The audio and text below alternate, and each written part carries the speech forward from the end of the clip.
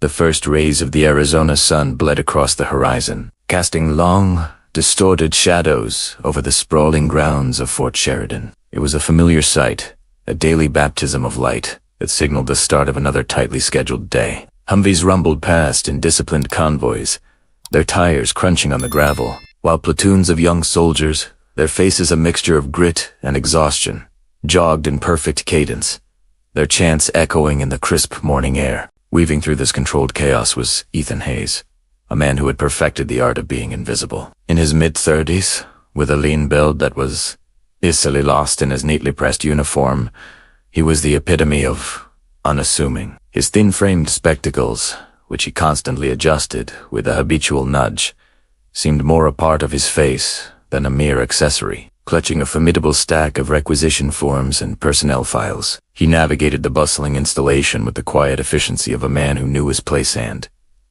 His place was squarely behind a desk in the logistics office. To the hardened infantrymen, the ambitious officers, and the bustling mechanics, Ethan was just another desk jockey, a ghost in the machine of military bureaucracy. They saw the uniform, but they didn't see the man. He was the administrative cog responsible for ensuring their equipment orders were processed, their leave requests were filed, and their training schedules were immaculate. For the 3 years he'd been at Fort Sheridan, he had melted into the background, a silent observer who meticulously avoided the drama, the gossip, and especially the spotlight. His office mates, a small, tightly knit group, saw him as dependable to a fault. Ethan was the guy who never missed a deadline, whose paperwork was flawless, and who could locate a misplaced shipment record from 6 months ago in under 5 minutes. He was quiet, polite, and kept to himself, but their knowledge of him was as shallow as the ink on the forms he processed.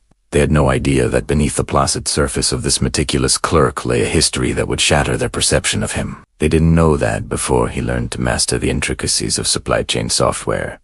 He had mastered the art of survival in the world's most dangerous corners. Before the rotator cuff injury that had unceremoniously ended his frontline career, Ethan had spent 8 years in the elite echelons of special operations. He had been a phantom, a whisper in the dark, undertaking high-stakes missions that never made the news. His file, buried deep within a classified archive, was filled with commendations that spoke of a completely different man, a man who had earned sharpshooter accolades under fire and received endorsements for his lethal proficiency in close-quarters combat. The injury, a severe tear sustained during a chaotic extraction on his final tour, had been a cruel twist of fate. It had sidelined him permanently from the physical rigors of elite action, guiding him toward this subdued, predictable administrative role. And to the surprise of his former commanders, Ethan had not just accepted the change, he had embraced it. The constant adrenaline, the weight of life or death decisions, and the psychological toll of the things he had seen and done had worn him down. He found a strange and profound solace in the steadiness of clerical work. There was an honest satisfaction in logging inventory, approving petitions, and ensuring the seamless flow of documentation. It was a different kind of mission, one that offered fulfillment without the crushing burden of leading a team into the unknown, or making a split-second call that could mean the difference between life and death. On this particular Tuesday, which began as a carbon copy of the hundreds before it, Ethan settled into his worn office chair. He performed his morning ritual with practiced precision. A slight adjustment of his glasses, a click of the mouse to wake his terminal, and a deep, centering breath. The office was already humming with the familiar rhythm of administrative warfare. Chloe, the sharp-witted lead coordinator, and the closest thing Ethan had to a friend on base, was embroiled in a conference call with Central Command. Her pen flew across a notepad as she furiously scribbled notes about an impending high-stakes audit. Across the room, David, the grizzled veteran in charge of payroll, was already grumbling, his voice a low rumble of discontent about missing timesheets and the incompetence of certain unit sergeants. This symphony of military red tape was a comforting blanket for Ethan.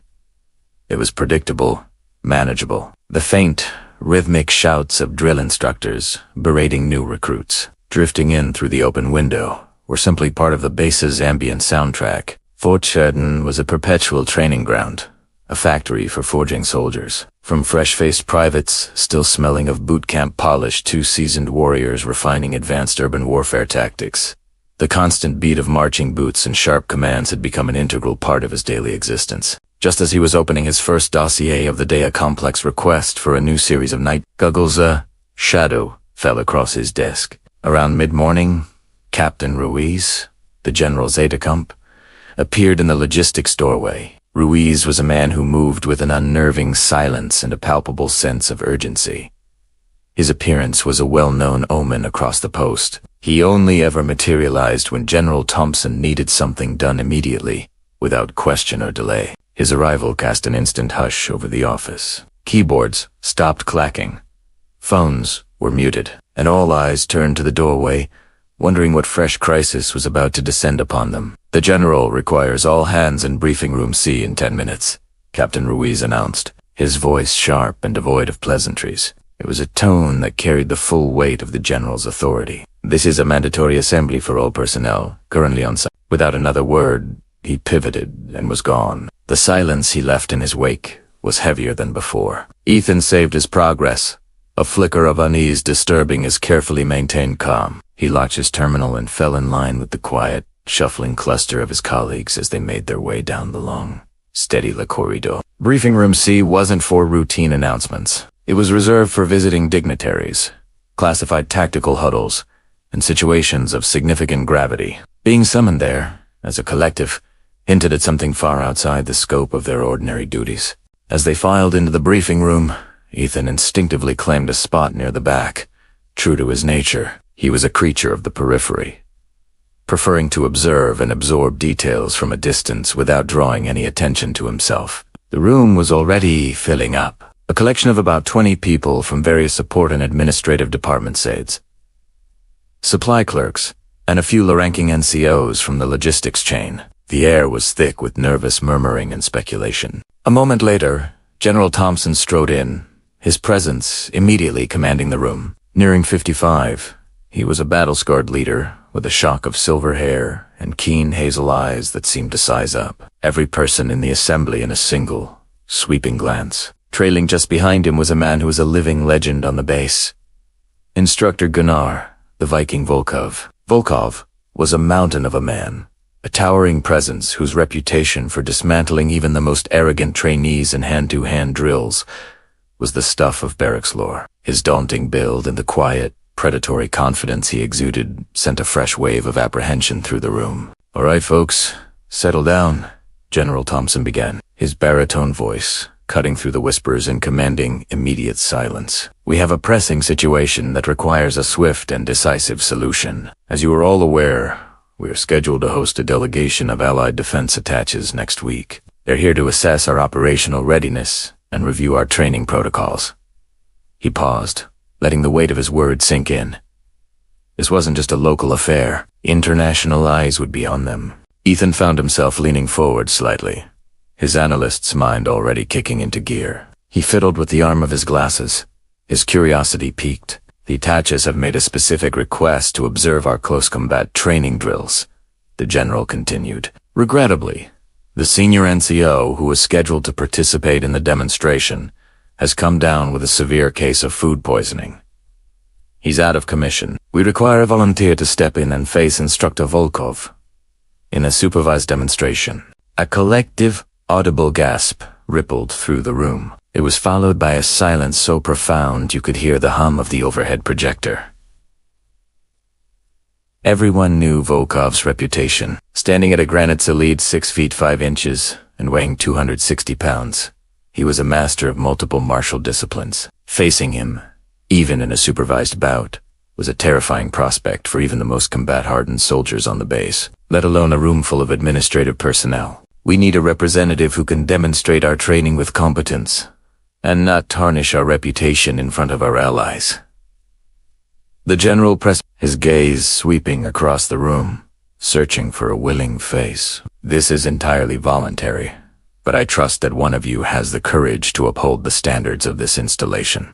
An uneasy, suffocating quiet descended upon the briefing room. Ethan watched the scene unfold with the detached, analytical precision that had been drilled into him during his former life. He saw all the angles, the diplomatic stakes, the critical need to impress the foreign delegation, and the potential embarrassment if no one stepped forward. The silence stretched, each passing second feeling like an eternity. He could see the flicker of worry in General Thompson's eyes, a subtle tightening around his jaw that betrayed his mounting frustration. This showcase for the Allied attaches was critically important, and the lack of a volunteer was quickly becoming a significant problem. From his vantage point in the back row, Ethan could read the discomfort on every face. Chloe was intently studying her own hands in her lap. David seemed fascinated by a water stain on the ceiling tiles. The younger NCOs exchanged nervous glances, each silently willing the other to speak up.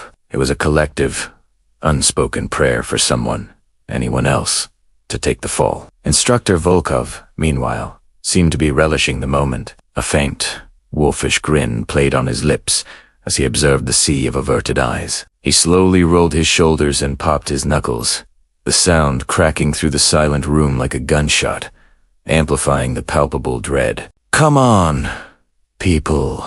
Someone here must have the spine for this," General Thompson urged, his voice now tinged with a clear note of disappointment.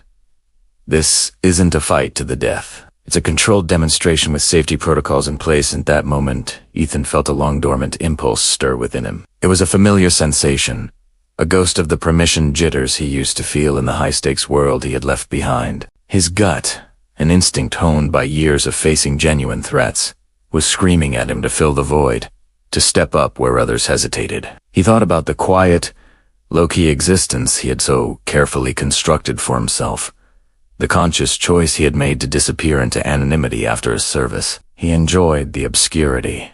He truly did. Yet, a part of him the party kept locked, awake rave to the challenge, the thrill of tackling what others shied away from. Just as the general was about to speak again, likely to dismiss the assembly in frustration, Ethan surprised himself. He cleared his throat. It wasn't a loud sound, but in the oppressive silence, it was as sharp and startling as a thunderclap. Every head in the room whipped around, their gazes converging on the back row, on the mild-mannered logistics clerk who was calmly realigning his spectacles. Sovathian said, his voice steady and even, betraying none of the internal turmoil that had just led to this decision. "I'll do it." The reaction was instantaneous and explosive. The silence shattered into a cacophony of disbelieving murmurs and hushed whispers. Heads turned so fast it was a wonder no one pulled a muscle. His logistics colleagues stared at him as if he had just sprouted a second head. Some looked at him with sheer pity, others with a flicker of admiration for his seemingly suicidal courage. General Thompson raised a skeptical eyebrow, clearly surprised that the offer had come from the administrative ranks. He consulted a personnel roster on the lectern. "Hayes, is that correct?" he queried, his eyes finding Ethan. "Ethan Hayes, from the logistics office." "Yes, sir," Ethan affirmed, rising slowly from his chair. He stood deliberately, a calm island in a sea of shock. "I manage equipment requisitions and training schedule coordination." Instructor. Volkov's expression shifted from amused arrogance to something resembling mild sympathy. He let his gaze wander over Ethan's slim frame, his scholarly demeanor, and the general office-soft aura he projected. To a man like Volkov, this was shaping up to be less of a demonstration and more of a public embarrassment. "Are you certain about this, Hayes?" the general probed, his tone a mixture of professional duty and genuine concern. "Volkov is a professional. This isn't the basic combatives training most support staff receive." Ethan gave a firm, resolute nod. "I understand the risks, sir. I'm prepared to step in." The truth was, Ethan understood risks far better than anyone else in that room. He had faced down far more dangerous opponents in situations where there were no safety protocols or medics on standby. But revealing that would mean revealing a past he had meticulously buried. Volkov took a step forward, his immense bulk casting a shadow over Ethan's slighter form. "Kid, I appreciate the guts, but I have no desire to injure you in front of a foreign delegation. You should rethink this." There was a subtle edge of sincerity in his voice, a genuine concern hidden beneath the bravado. Ethan recognized it for what it was. Volkov was worried about hurting an apparent amateur. "I appreciate your concern, Instructor," Ethan replied, his voice cool and unwavering. "But I'm committed to helping the base present a strong image." General Thompson scanned the room one last time, weighing his gratitude for having a volunteer against his fears for the outcome. "Very well, Hayes. The demonstration is set for Friday at 1400 hours in the main gymnasium. That gives you 3 days to prepare." As the briefing concluded, the general added a final, stern warning. "I want everyone to understand this is a controlled environment with medics on standby. We are showcasing technique and discipline, not brutality. Safety is the paramount concern." The moment the general dismissed them, Ethan was swarmed. His colleagues descended upon him, their voices a frantic buzz of questions and warnings. Chloe grabbed his sleeve, her eyes wide with a mixture of awe and alarm. "Ethan, are you out of your mind? Volkov is a monster. He could seriously hurt you. He's been training his entire life for this." David, his face pale, echoed her sentiment. "Go talk to the general privately. Tell him you've reconsidered. He'll understand. There's no shame in backing out." But Ethan just offered a small, reassuring smile and gently waved off their concerns. "I'll be fine. Someone has to step up when no one else will." As he made his way back to his workstation, Ethan could feel the eyes of the entire building following him. News traveled fast on a military base, and the story of the quiet logistics clerk volunteering to fight Instructor Volkov spread like wildfire. The labels were already being assigned. He was either incredibly brave, incredibly foolish, or completely insane. Halfway down the hall, Volkov intercepted him, his expression now serious and professional. "Hayes, listen to me," he said, his voice a low rumble. "I appreciate what you're doing, but you need to understand something. When we're on that mat, I can't pull my punches. The attaches will be watching. If it looks fake, we all lose credibility." His son paused, turning to face the giant instructor. "I wouldn't want you to, Instructor. I expect you to be at your best." Volkov studied him for a long moment, searching for any sign of a bluff, any flicker of fear. Instead, he found a steely resolve in Ethan's eyes, a calm focus that he'd only ever seen in the most elite, battle-hardened operators. Something about this quiet clerk just didn't add up. "All right then," Volkov conceded with a slow nod. "Friday, 1400. Use the next few days to train smart. Be Wednesday." The story of Ethan's pledge had scorched its way through every corner of Fort Sheridan. It seemed every soldier, from the lowest private to the senior command staff, was talking about the upcoming showdown between the desk jockey and the Viking. Opinions were sharply divided. Some lauded his courage, seeing it as a testament to the warrior spirit found in every soldier, regardless of their role. Others, the vast majority, simply feared for his safety, placing bets on how many seconds he would last. Ethan tried to maintain a semblance of normalcy, but it was impossible. Conversations in the hallways would halt as he passed. People would stare, some offering a respectful nod or a quiet salute, others murmuring about his sanity. In the logistics office, the atmosphere had become almost comically protective. Chloe, ever the analyst, had started compiling a detailed dossier on Volkov's fighting history and preferred martial arts styles. Her findings only amplified her dread. "He holds 3 different black belts," she announced during their coffee break, fanning out a stack of printouts. "He was an instructor at the Army's main combative school for 8 years. Alex, bravery is one thing, but avoiding a compound fracture is another." David, using his own network of contacts, added to the grim picture. "I talked to some guys over at the training battalion. They said Volkov has never, ever been bested in a demonstration. He's gone up against seasoned combat veterans and dismantled them." Ethan listened to their anxious chatter, maintaining the same even-keeled demeanor he had cultivated over the past 3 years. What they didn't see was what happened after he left his desk. Unseen by the gossiping masses, Ethan spent his evenings off-post, at a place that was his only remaining link to his past. Master Kenji Tanaka, an elderly sensei, ran a small, unassuming dojo in a nearby town. He was one of the few people in the world who knew the truth about Ethan's elite military background. They had formed a bond during Ethan's grueling rehabilitation after his injury, a process that had slowly evolved from physical therapy to a refined recalibration of his skills. The muscle memory is still there, Ethan's and Master Tanaka had observed during their first session that week. His voice, calm and wise. The body remembers what the mind tries to shelve. You must learn to trust it again. Each night, Ethan drilled his forms, worked on his flexibility, and engaged in intense focus exercises. His healed shoulder, which had been carefully nurtured back to strength and then softened by years of desk work, felt solid and ready. The rust was there, but it was flaking away with every movement. The most difficult challenge wasn't physical. It was mental. He had to flip the switch in his mind, transitioning from the cautious, conflict-averse clerk back into the focused, decisive warrior. 3 years of civilian-paced life had bred a habit of avoidance. Now, he had to reclaim the predator's mindset. On Thursday, the day before the demonstration, Ethan arrived at his desk to find an unexpected guest, Lieutenant Colonel Evelyn Reed, one of the highest-ranking female officers on the post, and a woman known for her razor-sharp intellect, was perched on the edge of his workstation, casually reading a manila folder. It was his own personnel file. "Hayes," she said, her voice calm but her eyes sharp as she looked up.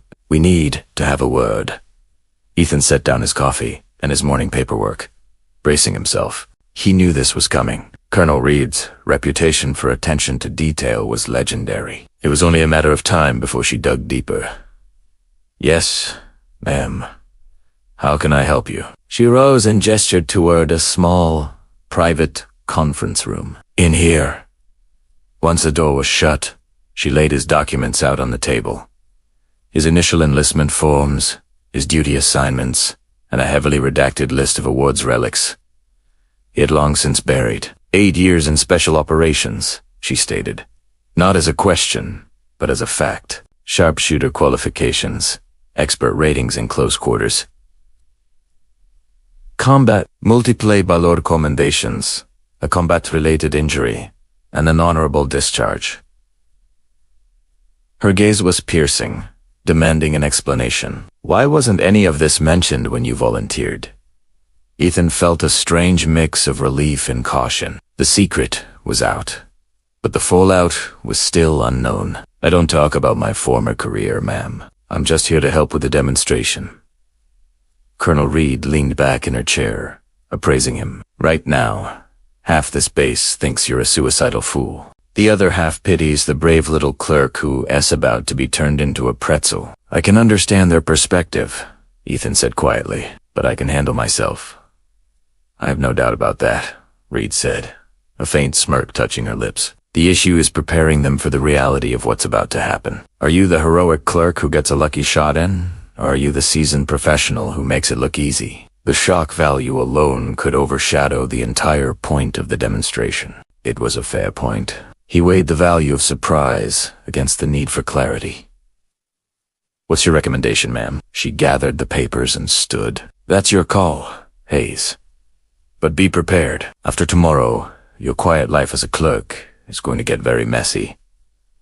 By that afternoon, whispers of Ethan's past began to circulate, though without the full, official details. The gossip shifted from pity to wild speculation. He was a former spy, a Black Ops assassin, a government secret. The reality was less cinematic, but the rumors took on a life of their own. He found himself fielding awkward questions from colleagues he'd worked with for years. The hardest part was justifying his silence to the combat veterans on base. "I needed to get away from that world," he explained to a small group at lunch. "This job, it gave me a sense of calm, a purpose without that constant weight. I wasn't hiding from it, just choosing to move forward." Chloe, who had become his closest office confidant, felt a sting of betrayal. "We were all so worried about you going up against Volkov," she said, her voice hurt. "And you could probably beat him with one hand tied behind your back." "It's not that simple," Ethan countered. "Training is one thing, but combat readiness is another. I've been behind a desk for 3 years. My reflexes aren't what they used to be." But his nightly sessions with Master Tanaka were proving otherwise. The skills were not just stirring, they were reawakening, sharper and more focused, augmented by the discipline and patience he had learned in his quiet life. That evening, before his final session at the dojo, Ethan reflected on the week's seismic upheaval. His low profile, so carefully curated over 3 years, was gone forever. When he arrived, Master Tanaka greeted him with a knowing, sage-like grin. "Tomorrow, you are no longer two separate people," the old master said, handing him a wooden training staff. "Tomorrow, you reclaim your wholeness." The words resonated deeply. It was the very thing Ethan had been grappling with since the moment he'd volunteered. Friday dawned sharp and bright over Fort Sheridan, but Ethan tuned out the weather, focusing on his routine. He had slept soundly, a disciplined habit honed from years of needing to be mission-ready. On a moment's notice, the entire post was humming with an electric anticipation for the demonstration. What had started as a routine event for a handful of foreign dignitaries had morphed into the must-see spectacle of the year. When Ethan arrived at the office, he found it had become a temporary hub of activity. People from other departments kept dropping by with flimsy excuses, all wanting to get a look at the man of the hour. The spotlight chafed, but he understood their curiosity. "Nervous?" Chloe asked, plopping down beside his desk with 2 cups of coffee. After her initial shock, she had become his staunchest supporter. "Focused," Ethan replied, taking the cup gratefully, just eager to get this over with. What he didn't share was the surge of his old self that had greeted him at dawn. The mental preparation had reignited a dormant fire. His senses felt sharper, his movements more fluid, his mind already mapping out strategies and counters. Mid-morning, the massive form of Instructor Volkov filled the office doorway, drawing all eyes, but his focus was solely on Ethan Hayes. "Let's go over the rules and safety protocols," Volkov boomed, a new edge of respect in his authoritative voice. Ethan logged off his terminal and followed him toward the gym. En route, Volkov meticulously detailed the format, the protective gear, and the signals for tapping out. "The medics will be right there. You can stop this at any time," he outlined. "The attaches want to see realistic techniques. But this isn't about ego. It's about showcasing our training." Ethan appreciated the professional courtesy. Despite his fearsome reputation, Volkov was prioritizing his opponent's safety. "Understood. What moves are you planning to demonstrate?" Volkov gave him a fresh look, recognizing the tactical inquiry of a peer, not a subordinate. "Standard stuff. Holds, pins, takedowns. Basic blocks, the core curriculum we teach for street-level encounters." He paused, probing. "Do you have any physical limitations I should be aware of?" It was a perfect opportunity to reveal his background, but Ethan chose to keep it close to the chest. Just basic self-defense training, no major issues.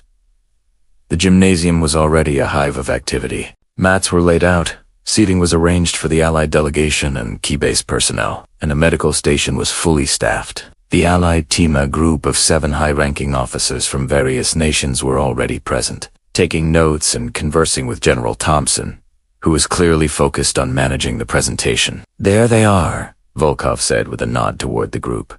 "They're looking for how well our training integrates across all roles. The pressure is on to perform." Etho nearly grinned at the irony. Here he was, the typical soldier, who was, in fact, the ultimate outlier. The deception hadn't been intentional, but it was about to provide a powerful bonus. As lunchtime approached, Ethan found himself surrounded by well-wishers and warriors. His entire logistics crew was there, along with dozens of others, the atmosphere buzzing like it was the Army-Navy game. "It's still not too late to bail," David whispered to him one last time.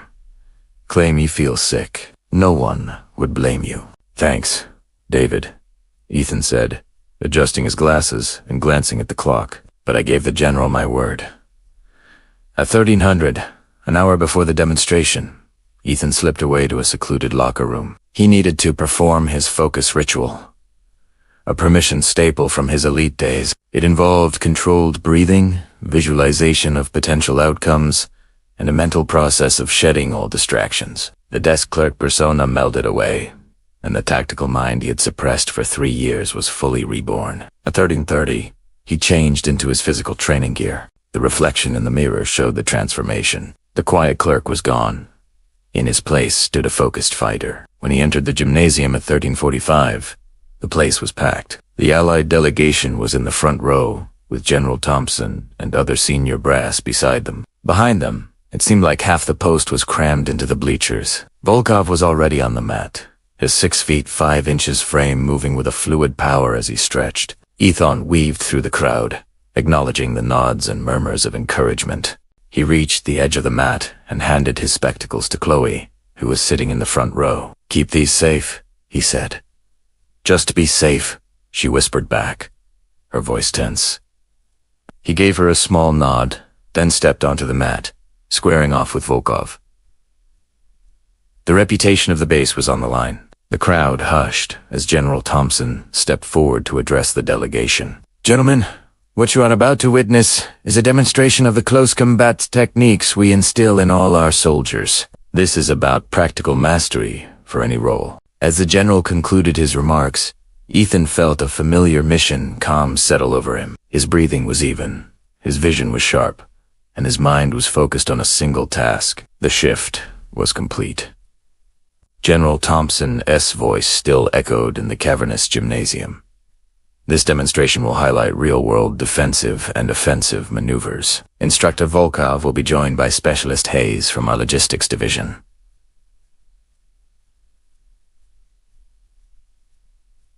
A low buzz rippled through the crowd as the general retreated. Many in the audience were seeing Ethan for the first time without his glasses, and the absence of that single, scholarly detail changed his entire demeanor. The softness was gone, replaced by a poised, predatory stillness. Volkov stood in the center of the mat, his sheer size and muscle-bound frame a riveting sight. He beckoned Ethan forward. They met in the middle, and a total, expectant silence fell over the gym. "Ready, Hayes?" Volkov murmured, his voice low enough for only Ethan in the front row to hear. "Ready, instructor," Ethan replied, his tone perfectly even. Volkov initiated the demonstration with a standard opening, a lunging grab, designed to showcase a simple hold in its counter.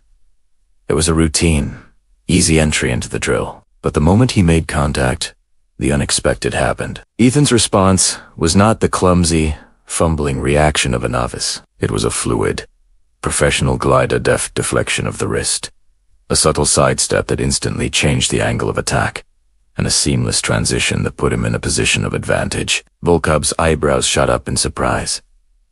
His professional instincts flared. This was no soft demonstration.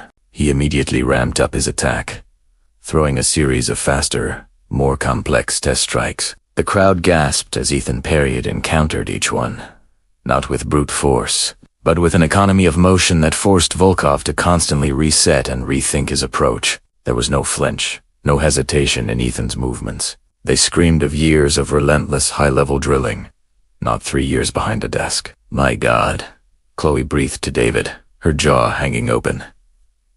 Where did that come from? The allied attaches were now leaning forward in their seats, scribbling furiously in their notebooks. They had expected a basic, by-the-book presentation. What they were getting was a masterclass in elite-level combat. Volkov upped the ante again, transitioning to advanced takedown techniques that relied on his superior size and strength. But Ethan anticipated every move. He used Volkov's momentum against him, nullifying his power and repeatedly turning the tables, leaving the giant instructor momentarily off balance and exposed. Gasps and scattered bursts of applause erupted from the crowd. This wasn't a mismatch. In many of the exchanges, Ethan was actually coming out ahead. General Thompson watched, a look of utter astonishment on his face, as his logistics aide fought the base's top instructor to a standstill. The attaches were audibly impressed, peppering the general's liaison with questions about the techniques being displayed. Volkov, now slightly winded and visibly recalibrating, called for a brief pause. He had never been so thoroughly blindsided in a demonstration. His opponent's movements were polished, efficient, and screamed of a special operations pedigree. "Where did you learn to fight like that?" Volkov asked in a low voice during the pause. Ethan just shrugged, resetting his stance. "Here and there, instructor." The demonstration now escalated into what felt less like a scripted drill and more like a genuine bout. Volkov, his professional pride on the line, began to unleash his full arsenal. Powerful throws, lightning-fast strikes, and complex grappling maneuvers designed to overwhelm any opponent. But Ethan moved like water, flowing from defense to offense. His footwork was flawless, his timing impeccable, and his use of leverage was masterful. On multiple occasions, he had Volkov locked in a submission hold that, in a real fight, would have forced a tap-out. The energy in the crowd was electric. The combat veterans in the bleachers were shouting in shock and disbelief, while the logistics crew was on its feet, cheering wildly. "This can't be happening," a young officer muttered to his superior. "Hayes' processes are gear acquisitions. How's this possible?" The climax arrived when Volkov launched into his signature combination, a move that had ended every one of his demonstrations with undeniable authority. But Ethan saw it coming. In a breathtaking display of skill, he blocked the initial strike, inverted Volkov's momentum completely, and executed a perfect hip throw. The giant instructor was sent sailing through the air, landing flat on his back on the mat with a resounding thud. For a second, the gym was silent, stunned. Then, it erupted. A thunderous roar of cheers and applause washed over the mat. The allied attaches were on their feet, applauding, clearly impressed by the incredible display of skill. Volkov lay on his back for a moment, staring at the ceiling in disbelief, before a slow grin spread across his face. He pushed himself up and extended a hand to Ethan, his eyes filled with genuine respect. "That was one hell of a demonstration, Hayes. I haven't been matched like that in years." Ethan clasped his hand, helping him up, and gave a respectful bow. "It was an honor, instructor. Your reputation is well deserved." General Thompson strode forward to meet the beaming Allied delegation, his pride palpable. "As you can see, gentlemen, our training programs forge capable handlers in every role." The attaches nodded in enthusiastic agreement, already probing for more details. The routine demonstration had turned into a stunning triumph, a shining advertisement for U.S. military training. After the formalities concluded, Ethan was mobbed. Peers, soldiers he'd never met, and senior officers all crowded around, grilling him about his past. But he deflected their questions with humility, knowing that his life on this base had been irrevocably altered. The anonymity he had built over 3 years had been shattered in 15 minutes. As the crowd began to disperse, Volkov approached him again, a look of awe and curiosity on his face. "Hayes, tell me the truth. That wasn't basic training. That was elite, special forces level." Ethan met his gaze. "People aren't always what they seem on the surface, instructor." Walking back to the logistics office to retrieve his glasses and change back into his uniform, Ethan could feel the weight of hundreds of stares. The focused poise of the demonstration still lingered in his stride, but the process of reverting to the clerk had already begun. Chloe was waiting for him, his glasses in her hand, her expression a mix of awe and bewilderment. "Ethan, I'm speechless. That was amazing, but it feels like I don't even know you." He slipped his glasses back on, and the world softened around the edges. The clerk's shell was partially restored, but the memory of the spectacle was now etched into the minds of everyone on the base. "I'm the same guy who's been sitting across from you for 3 years, he soothed. "Those are just skills that weren't relevant to the job." But even as he said it, he knew it was a lie. The warrior on the mat, the part of him he had suppressed, had been confronted. The demonstration had forced him to face his own past. The weekend was a blur of phone calls, unexpected visits, and endless questions. All Ethan wanted was some quiet space to process the aftermath. But quiet was no longer an option at Fort Sheridan. On Monday morning, he walked into the logistics office to find Colonel Reed at his desk again. This time, she wasn't alone. General Thompson was with her, along with 2 other high-ranking officers Ethan didn't recognize. Their expressions were grim. This was not a congratulatory visit. "Harper," General Thompson said, rising as he approached.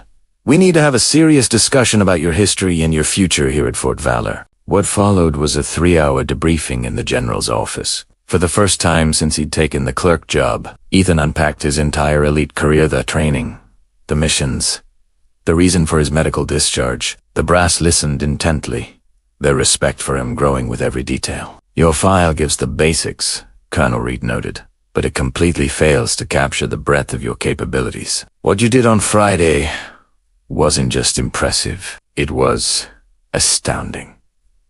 General Thompson got straight to the point. "The problem is, The Allied delegation was blown away. They're asking hard questions about our training programs, specifically how a logistics clerk develops a skill set like yours. The stakes suddenly became clear. His performance had been too good, and now it was raising questions that couldn't be answered without revealing his backstory. "What is it you're asking of me, sir?" Ethan asked, though he already suspected the answer. "An active return to service," said one of the unknown officers. A man introduced as Colonel Vargas from Special Operations Command. "Your talents are too valuable to be spent processing gear requisitions. We have roles that would be a perfect fit." Ethan felt the old pull, the echo of the purpose he'd felt on the mat. He had missed it, but he also remembered exactly why he had chosen a quiet life. "I appreciate the offer, Colonel," Ethan began carefully. "But I left that life for a reason. My shoulder has healed, but the toll of that work, the mental and emotional weight, is something I chose to walk away from." General Thompson nodded empathetically. "We're not talking about sending you back on high-risk direct action missions. We're talking about roles in training, strategic consulting, mission planning positions where your expertise can be utilized without the front line peril." They talked for another hour, sketching out potential paths that could offer a balance between meaningful service and the peace he had sought. In the end, they gave him a week to think it over. When he returned to his desk, the office was buzzing with speculation about his lengthy absence. Chloe and David peppered him with questions. "They're looking at me for some additional duties," he said vaguely. "Training and advisory stuff." But the base rumor mill was already churning. By Tuesday, the story was that he was being recruited for a classified intelligence unit. By Wednesday, the legend had grown to include tales of him single-handedly fighting off entire enemy squads. It was an overwhelming level of attention for a man who had sought only shadows. The interruptions became endless. The hardest part was the shift in how people treated him. The easy camaraderie of the office was replaced by an awkward reverence. His colleagues were no longer sure if they were talking to their old friend or a highly decorated operator. On Thursday, Master Tanaka visited him on the base for the first time. The wise old sensei could see the pressure Ethan was under. "The warrior cannot be put back in the box once it has been awakened," he said as they walked to the base perimeter. "Now that it is awake, it seeks an outlet. The question is not if you will use your skills, but how." His words hit the core of Ethan's internal battle. The offer from Special Operations Command was a chance to do meaningful work without the extreme costs of his former life, but it meant giving up the peaceful, healing routine he had come to cherish. By Friday, exactly 1 week after the demonstration, he had made his decision. He met with General Thompson and Colonel Vargas. "I'd like to propose a hybrid role," he began, laying out a plan he had meticulously crafted over the week. "I want to retain my position in logistics part-time, and I'm willing to take on a new role as a senior training advisor, leveraging my past experience." It was a balance, a way to keep the stability he needed while reclaiming a deeper sense of service. General Thompson beamed. "That's a brilliant solution, Hayes. It allows us to tap into your expertise while honoring the balance you've created."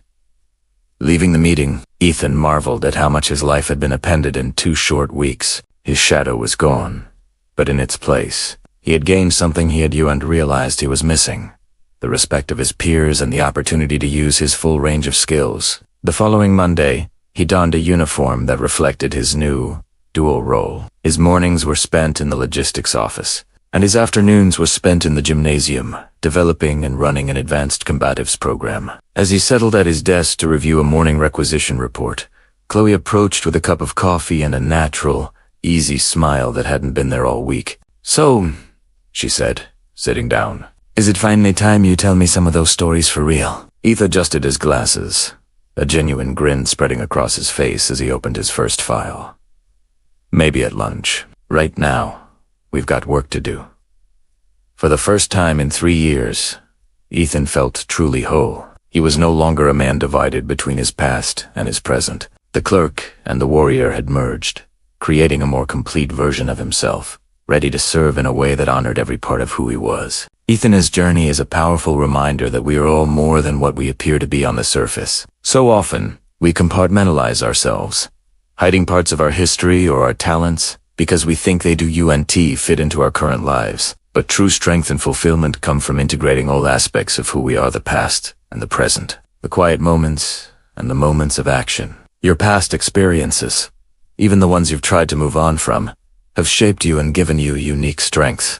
Don't be afraid to let them shine when the moment calls for it. Quiet competence is a superpower, and you never know when your hidden skills will be exactly what the world needs. I have a question for all of you watching. Have you ever had a moment where a hidden talent or a part of your past unexpectedly came to light? How did it change how people saw you? And more importantly, how you saw yourself? Share your stories in the comments below. I'd love to read them. Thank you so much for joining me today. I wish you all good health, happiness, and the courage to embrace your own wholeness. If you enjoyed this story, please consider hitting that like button and subscribing to the channel for more content like this. Until next time, take care.